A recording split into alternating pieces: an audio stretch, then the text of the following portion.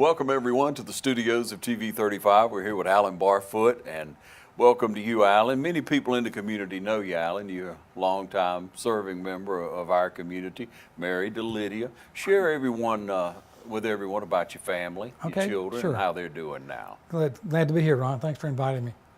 Married my wife, Lydia, 41 years ago. Congratulations. This month was 41 years. Ah, that's great. She's from the big city of Lyons. We have 3 children who are all grown and married, thank God. They're gone out of the house. And our oldest child is a plant manager at Bridgestone up in Aiken, South Carolina. He married another local girl named Elizabeth Caruth, Dr. Joe and Camille Caruth. Yeah. So, and they have 3 children, Joshua, Nate, and Natalie, ages 10, 7, and 5. And then our daughter, only daughter, was Allison. She married a guy from Birmingham.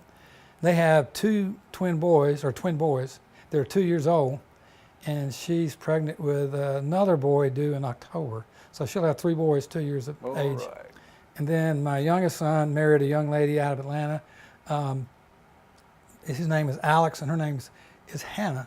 And they're the age, they're still having fun, not started a family. So we'll have 6 grandchildren by October, hopefully. So. Yeah, and I love it when they come visit you. I see the little cars out in the driveway and, That's right. and toys, and it's a different time, isn't it? It is, I tell you. We're getting old. Let me tell you. After you always hear the story growing up about glad to see them come and glad to see them go, because you physically trying to chase and follow 2-year-olds, 2 of them. Yeah.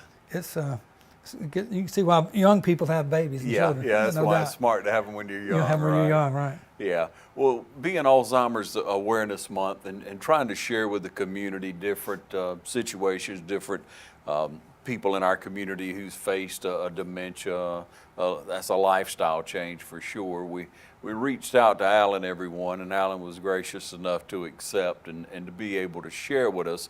All my life, Alan, I heard Fisher Barfoot, what a great man he was. Anytime your name would come up, people would brag on your father and your mother, and, right. and what a great family that you've always had. Had quite a large family, right? He did. He left, and like you said, he left a great legacy. I used to tell folks that I moved back to the Dublin area in '89. People say, "Oh, you're Fisher Barfoot's son," and kind of thing, and I'd say, it's a great thing he wasn't a bootlegger or something, because everybody knew who he was, and it was positive. So it turned out to be a great thing coming back to the legacy he left.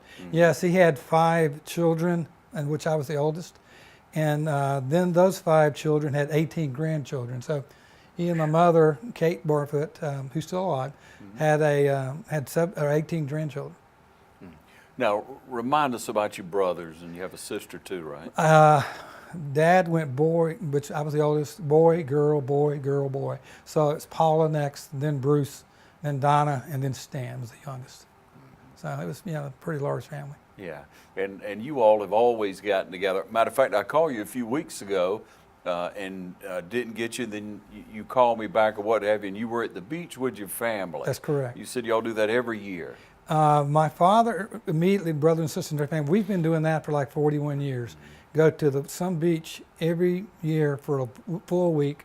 This year we had 5 houses and 21 bedrooms, and I think the most we had at any one meal was like 38, with all of our children and grandkids. Nice quiet meal, right? Nice quiet times, yeah, for sure. And my father's family, of which he has one brother, Clifford Barfoot, still alive here in Dublin.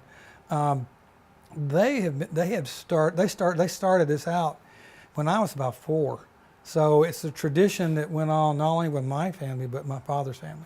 So your father had one brother still living? No, he's got one brother still living. He's about 94-ish. I'm not certain. Yeah. He's either 94, but he had, Robert, Clifford, Bernie. He had like 4 brothers and 2 sisters. Okay. That's that big family photo. Yeah, that big family photo, yeah. Yeah, back when clothes were a little different. Yeah. Hairstyles were too, right? Everything changed. Things change, right. Things do change. That's funny how you say that, but you still see the people now wearing those cut-off blue jeans with the fabric hanging out and the holes in them. It's back in. Back in. You may not be old enough to know, Ryan, but that's what we wore when I was young. You were cool like that too, I was right? cool back then, but then it went out, so it's coming back in. It's hard to keep up with all that. That's right, You that's just right. have to go to work, make a living, right? That's right. That's correct. And your dad, he always worked so hard. Now, we know today that fewer and fewer people take on one career and serve at that career and do very well for a lifetime. But that's what your father did. He did. He started out at Piggly Wiggly, downtown East Jackson Street. Now, you were telling me that earlier. Somewhere around Dino's, right in there, was where there was a Piggly Wiggly, I or somewhere on Main Street. Somewhere on, I can't remember exactly where Ma Hawkins in that area. Somewhere, for Right in those who there. remember where Ma Hawkins, it was Yeah. one of those stores that went in deep. That's And good. there was, I have a picture on, I'm sure if you've shown it, but Mm-hmm. he was 16 years old when he went to work there. And he worked with them until he retired 43 years later. Yeah. He showed up and went to work. That's Yep, good stuff. That's right, long time. Yeah. And you know, being a hard worker, he moved up, and moved to Vidalia. What year? 72, he took on a position of a vice president position and moved to Vidalia and left Dublin in 1972. And he lived in Vidalia until we moved him back in 2002. And being neighbors, you know, right down in Vidalia, I'm sure people heard about him moving up in the company, and even the time he was Man of the Year in Vidalia. What an accomplishment! It must make you proud He was. of your legacy, of your father, and the example that he set forth for you and for your children. He did. He did a great job, and all of his kids turned out great, and his grandkids. I mean, they left a great legacy and expectation and motivation to folks, and it's been great. Yeah, and you all have taken that charge, that same example, Exactly. and gone forward. And you know, we all make our own decisions, of course. So Right. your children, you had to make that choice or decision. Your children have had to make the right decisions in life in Correct. order to follow the Lord and make the right choices in life. And sure does make it go a lot better, doesn't it? No doubt about it. The scriptures will say, it goes on to second, third, and fourth generation, but that can be good or bad. Yeah. But they still make their own choices, like you say. And all you can do is point them and guide them as much as you can, and pray that the Lord take care of them from that point on. So far, He's blessed our whole entire family in a great way. Yeah. And so you look back now. You said your dad grew up in Dudley. Dudley, he and my mother both graduated from Dudley High. Dudley High School. Yeah, it was really different times. I mean, he's told me stories when he was at Dudley. He played on the basketball team, but when he was 16, he was driving the school bus. He was the coach of the basketball team, and he drove the bus to the games. So can you imagine in today's terms having a 16-year-old drive a school bus with other kids to an out-of-town ball game? So it's a different world for sure. Yeah. That's almost hard to wrap your That's mind hard to around believe, right? there Yeah, now. Yeah. But graduated from Dudley, and then lived in Dudley for a period of time. No, I mean, he started working in Dublin. He actually, my grandparents, his parents, were in a situation. My father grew up on a sharecropper's farm. Just to give you an idea, my grandfather was a sharecropper in the Dudley area, and the situation changed, and he had to move out, and he had nowhere to go. Yeah. So my dad had a steady job at 18, Yeah. and so he was able to borrow money to buy a couple hundred acres out on Wrightsville Road, and bought a little country store, and moved my grandmother and grandfather in, and had 3 little houses they rented. And so he was able, because he had a steady income, able to rent that, and he put my grandparents in that, and we still own a good portion of that 200 acres. But Good. Dad started doing that and working at Piggly Wiggly at that point, and never looked back until he retired at age 59. Okay, but your parents were actually married for how long when your father died? Well, they got married, and married in 52, and I was born 9 months later. But 52, and Keep track of that now. Yeah. they got married in 52, and he died in 2004. So that would have been like 52 years. 52 years of marriage. Right. Roughly. I mean, maybe a Right. few months off. Yeah. And so they were down in Vidalia for a period of time. Did you get to go see them much then? Oh yeah, obviously we went All to the see them regularly. They had a large home, Yeah. and that was the home place for us for that period of time. So we'd all go back there. And so what did he teach you throughout life about working, about the work ethic? And Well, you just do what you're supposed to do. Do what's the right thing to do. Go by the golden rule, and be responsible. If something needs to do it, and it's, even if it's not your quote job, you do what needs to be done. And I think that's a quality that he had that took him a long ways, and it's been a blessing for me. And I see that in my children as well. Is too many people just sit back wanting someone else to take control and do something. Yeah. It's not my job. It's not me. Yeah. Somebody else can do it. Mm-hmm. Yeah, let George do it. Yep. It's that old poem. We're talking to Alan Barfoot during Alzheimer's Awareness Month. We're going to take a short break. We'll be right back in just a moment.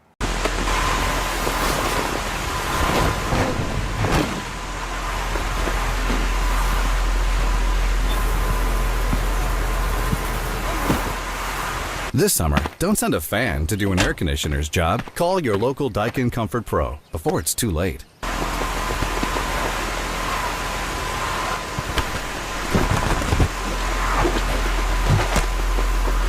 Daikin. Comfort for life. This is a 24-ounce, dry-aged porterhouse steak, a masterpiece, the sum of every delectable detail carefully considered. This is also a metaphor for your car. So when you don't put Toyo tires on your car, you're basically doing this. Your car deserves better. Count on the best. Choose Lakes Alignment, located just off Central Drive at East Dublin. Call 272-4230. Now we welcome you back once again, speaking with Alan Barfoot here in the studios of TV 35 during Alzheimer's Awareness Month. And we'll go ahead and bring up the issue, Alan. Your father had dementia. He got Yes. Alzheimer's. Right. He was still in Vidalia at that Yes, time? he actually had retired from Piggly Wiggly, gone on to be in the legislature, and served there 10 years. And at the very end of that 10-year term, things started happening. He kind of, zoned out for a moment or two, really didn't know what was happening. He fell one time. And it took us a while to really figure out what was happening. We think he was having, later on, we decided he was having TIAs, or little mini strokes, the beginnings. Yeah. And that happened, and that's where we first started seeing that. So that would have been around in the 98 time frame. Okay, so, and just backing up and looking at it now, Fisher Barfoot, that's what I'd always heard. He's a state representative. He was a representative. And this was in Vidalia in the 155th, I think it was at that time. It's or been I think drawn. 156 or something Yeah, like that. it's been redrawn since then, I'm sure. But in that time, in 1988 it Yeah. was, right? He was elected. Yeah, he actually, one of the stories he was very proud about, he had retired from Piggly Wiggly, had never gone to college. He'd gotten up to be a BP. Yeah. And he was running against 3 young lawyers from the Vidalia area. And he really, what he liked, the other candidate, his leading candidate, called him one day and said, "Why are you running for this? You don't even have a college degree. What are you doing wanting to run for the legislature? What makes you think you can?" Which gave him more incentive to win, because he said, "Hey, he wanted to tell the guy, I'm a very successful businessman. I know about payrolls. I know about running a business. I know about life." So he was proud of that, and he loved it. He was a people person. As you might imagine, when he was here at Piggly Wiggly, he loved meeting and talking to people. So that was perfect for a legislator to go out and see people. And so that's why he really loved that 10 years. And you look at the quality, I'm sure, of a high school education at that time, and at any time, but just hard work and good, as they would call it, horse sense, as country people would call it, and then working up and learning more and more responsibility, paying attention in the store, moving from the store to the corporate office, and then at a much larger level. But just because you have a piece of paper from college, you and I both know that doesn't mean that one is more qualified or a better leader or better at anything, really. You should learn how to think better. That's the most important thing. You should learn how to solve problems and think, but they don't all grasp that. You're right. Right, but he had it. He had what it took, and people knew it when they met him. Right. He was the right man for the job, and for 10 years, for a decade, he served. Yeah. Served our government. And he probably wouldn't have gotten out if he hadn't had the issue come up. Yeah, and so that started to show, and he knew something's not right. When people start to face that, Alan, a lot of times, again, especially then, they didn't know, and even now, you don't know what it is, and you make excuses for your loved one.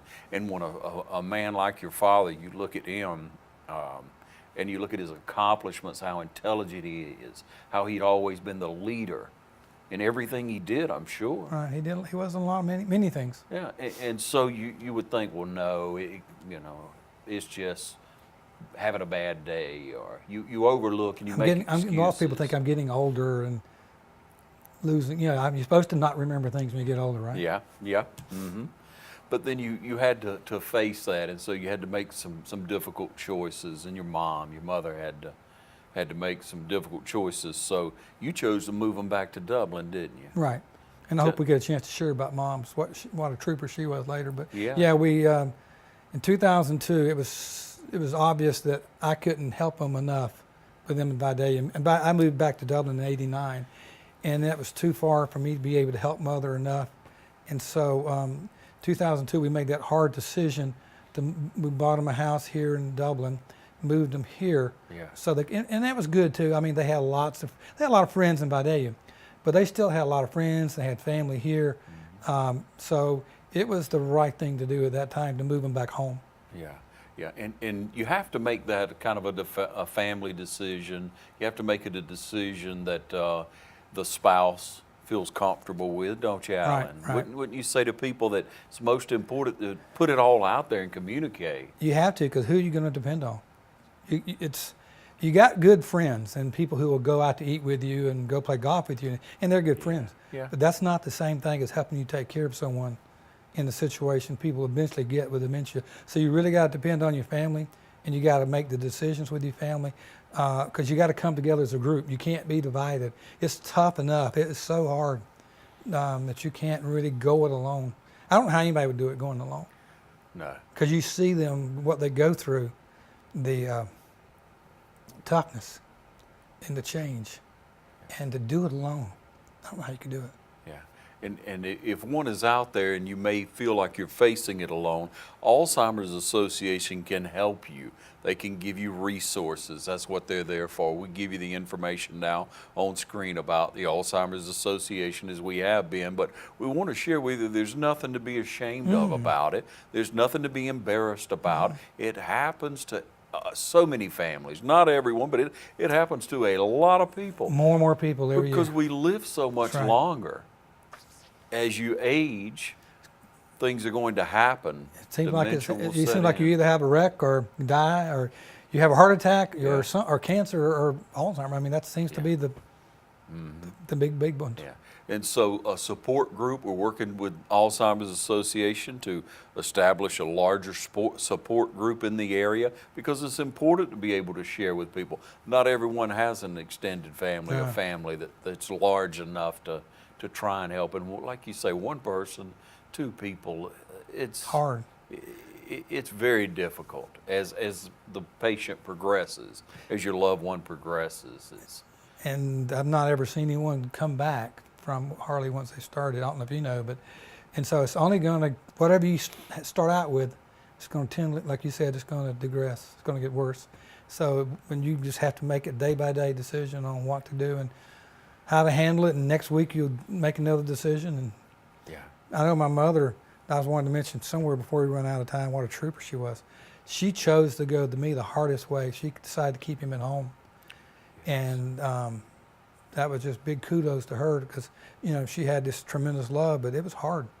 For 2 years, it was full-time caregiver, and physically, and because they changed, not intentionally, nothing in their heart changed, but that does something to them, where he would grab her hair and hit her with his walking stick, and just all kinds of abuse. And then it got to where he couldn't talk, but it was just hard to see that change. And she was tough, very tough, and loved him so much. She was able to do it. It takes a lot of love. Yeah. And there it was, pushing 50 years together, and loving and being or going through so much together, Alan, and then you just have to resolve. And I'm sure, in her mind, she knew that wasn't him. No, She no knew doubt. in her heart and in her mind that that wasn't him. And you wonder about the situation, and you wonder, was he just frustrated that he was, you know, who knows, but you wonder about that type thing. Such a kind, compassionate, God-loving man. And then all of a sudden everything changes. You don't know what's going on in their mind. No, That's you why you can't. need help That's why you sometimes. got to have help. You can't. It's so tough. I mean, there's no answer. Like you said, they can't tell you. Yeah. They can't tell you what's wrong. They can't tell you what they need. They can't tell you anything. So it's tough. It was tough on me, and I didn't see him not as often as Yeah. my mother did. It's, So. it's her being there with him 24/7. Yeah. We'll take another short break and be back as we speak about Alzheimer's awareness, so stay with us. Lawrence County's leader in hometown banking is Farmers State Bank. From our customer service professionals to our mortgage specialist or any of our professional lenders, we're committed to making banking as easy as FSB. Farmers State Bank, with locations in Dublin and Cadwell, member FDIC, and an equal housing lender. Stop by today and find out why we make banking as easy as FSB. It's that time of year to fire up the grill, relax, and have some fun. Whether you're a grill master or a wannabe, the Big Green Egg will change the way you think about cooking. And Georgia Pools has a large selection to choose from. They also carry a wide variety of accessories from charcoal, starters, and grilling tools to seasonings and sauces. While you are waiting on that perfect steak to cook, relax in your very own Polly's Island hammock. What better way to spend the summer? When you think about grilling and chilling, think Georgia Pools, located at 1201 Hillcrest Parkway, Dublin, Georgia, or give them a call at 478-275-3607.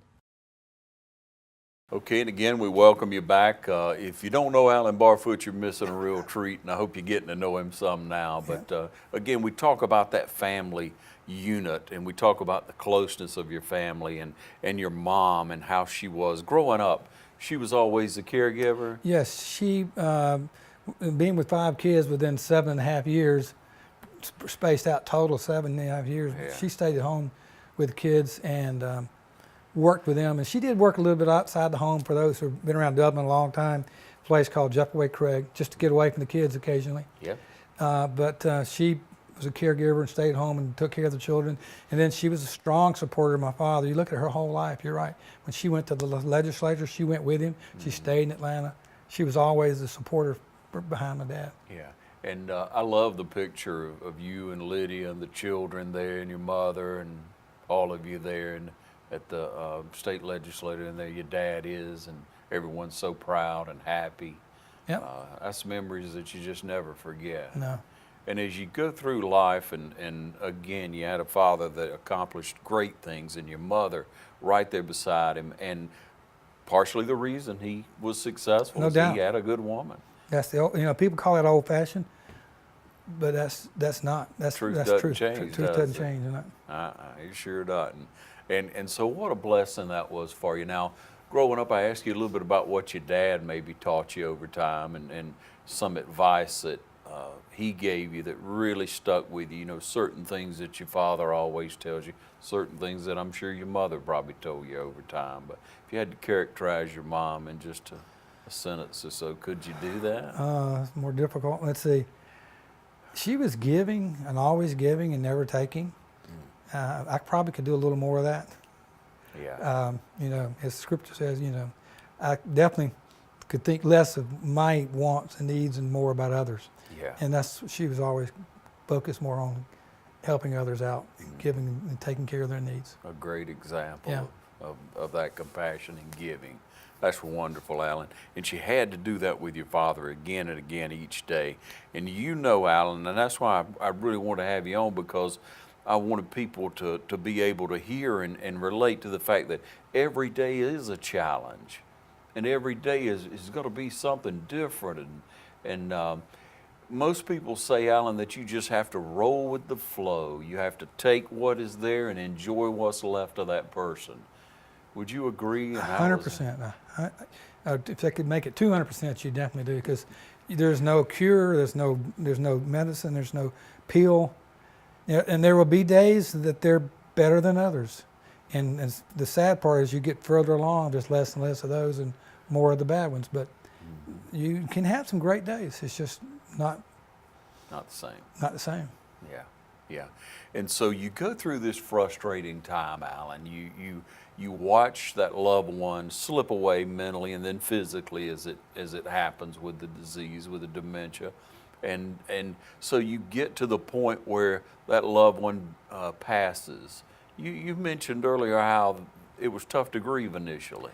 Yeah, it sounds sad or bad. I mean, it may sound like harsh on my part, but when my father first passed, I was somewhat, being close to my father and all, I was a little bit surprised I didn't grieve more. And then 6 months later, I started grieving more and more and more and having more tearful moments. And I think I psychologically deduced, maybe I'm wrong, but that what happened initially, I just knew he was so much better off. And as time went by, I started remembering my dad as he was. Yeah, And then you start grieving more. yeah. At first, you thought of him, of how he was laying in that last bed for stage. the last 2 years. Yeah, But then when you can think of him as he was before, yeah. it changes. Yeah, I could only imagine that because you have to build up enough strength and I guess sometimes just enough sternness to get through it. Shield or be able to not, when they say and do things, it's not them. Yeah, you can't take it personal. And now he's not the first one. I got friends who I know that they told me stories of their fathers and how he'd grown up a most kind gentleman his whole life. Yeah, And in the end, how he was just cursing and calling everybody all kind of names and saying all kind, and they had never heard their father say a curse word in their lives. yeah, So it's just some of those things happen, and you can't take it personal, but you got to live with them. So you got to put up almost like a force field, in some way, not taking it personal and not letting it hurt you. yeah. Otherwise, you couldn't get through it. So when you get through it, then you finally that force field's gone. Then you then you become to grieve. Yeah, and then you grieved about 6 months later. It was about 6 months later for me. I don't know how it is for everyone, but How did you help with your mom, with your mother? I look back. She was always tough. Like I told you, she was tough when she was there with him, and she's softer in many ways, obviously, than I would be. I know she had to grieve in a big way, but I guess I was there. I guess I was there with her to be with her, and Hank, because I'm the only one of the 5 children in Dublin. So we would just do more with her and be around her more, I guess. I don't have a solid answer for that one.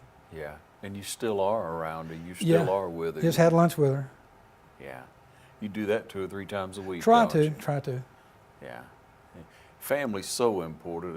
It's so critical to be able to share time Right. with your children while you can, with your parents while you can, and who knows just how much that means to you, Brad. I know it means a lot to you It does. to be able to go and dine with her and make her laugh a little bit and love on her. Well, she says she's glad to see me. I'm sure she is. She says so. Yeah, I bet she is. Yeah. And so, how does it progress with her? How are things with your mom? She's physically, and things are not. She's aging. My father would have been about 75, I guess, when he passed. Mother's, I probably shouldn't say her age, That's right, Alan. but she's. You're quick. You can figure it out. But my dad passed when he was 2004. Yeah. But anyway, mother's aging, both showing signs, Yeah. both physically and mentally. She moved in. We all decided she needed to have help, so she moved into Dublin Place about a year ago, and she loves it there. The people are great. She gets good food. She's gained weight for the first time in her life. She's always been a little skinny woman. Yeah. Yeah. So she enjoys it, and that's where she lives, and that's where she has a great time. A lot of friends. She knows a lot of people there. Yeah. It's probably the first time you got to slow down a little bit. It's the first time she's had it easy. That's true. Yeah, yeah. People cooking and watching for her. Yeah, and I understand that they have quite a good chef out there. Josh Walker. Mm-hmm. Yeah, he's great. They got a whole great staff. Kathy Thompson, Yeah. Joe Joe K-Mac. And you go on down the list. Mandy, I can see her parents. But they got a great group of folks. Yeah. Mm-hmm. And it's so good to have that, to have that comfort level now. And that continuity. She's cared for. She's got continuity, same thing every day, same Yeah. place and same friends. Yeah. It's really good. Yeah, so it comes to the point in virtually all caregivers' experience that they have to have help. Is to the point where they have to have help. And so when you get to that point, look at your options. If you need to call on the Alzheimer's Association to get some advice, get some help at whatever stage you're in. If you need to start visiting some of the local retirement homes, caregiving facilities, look at that as an option, because there will come a point in everyone's life where it's too much for one person or two, and it may be too much for your entire family. In So hindsight, we should have never put that load on my mother. if you knew now, If we knew now what we knew back then, we would have never Yeah. done that. It was too Yeah. much. Yeah, or if you knew, vice versa. Right, yeah. But Alan, it's so good to talk to you, and I just wanted you to be able to come in and share, because again, we appreciate what you have done for our community, what you continue to do, and the example that you and Lydia and your family are to so many people. You long-term member of First Baptist Yes. Church. Your parents members of First Baptist No, Church. actually, my parents went to Jefferson Street. Okay, But I've been in First Baptist now almost 30 years. okay. Did they come over for a period of time What's that? did they come over for a period of time to First Baptist? My mother does, yes. I'm sorry, Okay. when she moved back, they did move back to First Baptist with us. Yeah. I'm just saying we grew up as children. Okay. That was the church, Gotcha. yeah. Okay. But the mother's been in First Baptist for 29 years now. She's got great friends. She's got a Sunday school class that they all go to down first floor. Yeah. And they have a great group. She enjoys still coming back. We'll pick her up and bring her to church. That's special. Alan, you're a good person. Just trying to pay Keep back. up the good Just trying work. to pay back. Yeah, yeah. And so there it is, ladies and gentlemen. Family's important. You have to have that in order to be a good caregiver, a good caregiving unit. But when it comes time and when you need advice, again, there's a lot of information out there. The Alzheimer's Association can help provide you with that information and hopefully help you weather the storm, so to speak. So if you could tell, I'm gonna put you on the spot here, Alan. If you could tell You your should've father told me this one question, I asked thing, it. man, if you could just tell him one thing My father? today, your father, right here and right now, what would you tell him? Oh, thank you for the example you set. Thank you for what all you gave us and the life you provided. You provided us. Yeah, yeah. And so he set the bar high. You've set the bar high for your children, and so we trust that all of you out there will take note of it and set the bar high. And thank you for joining us, Alan Barfoot, you. everyone. Thank you, Ryan.